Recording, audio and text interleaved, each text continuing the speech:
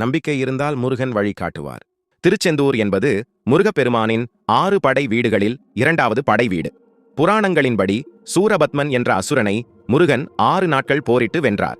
அந்த யுத்தம் நடந்த இடம்தான் திருச்செந்தூர் என்று நம்பப்படுகிறது. சூரபத்மன் இறுதியில் மரமாக மாறியபோது முருகன் தனது வேலை வீசி அதை 2ஆக பிளந்தார். அதில் ஒன்று மயிலாகவும் மற்றொன்று சேவலாகவும் மாறியது. இந்த கோவில் கடலோரத்தில் அமைந்துள்ளது.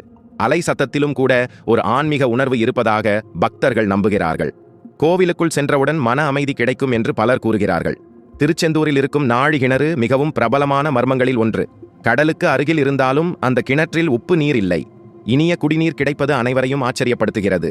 புராணங்களின்படி முருகன் தனது வேலால் பூமியை துளைத்ததால் இந்த நீர் வந்ததாக கூறப்படுகிறது.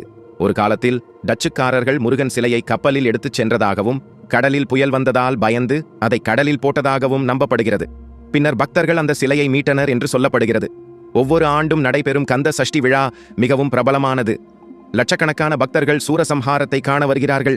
இந்த கோவிலின் முக்கிய சிறப்பம்சங்கள் உயரமான ராஜகோபுரம், கடலை நோக்கி அமைந்த கோவில், தினசரி பூஜைகள், திருப்புகள் மற்றும் கந்த சஷ்டி கவசம் ஒலி.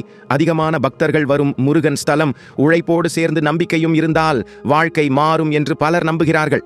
அதற்கு உதாரணமாக விஜய்யை பார்க்கும் ரசிகர்களும் இருக்கிறார்கள்.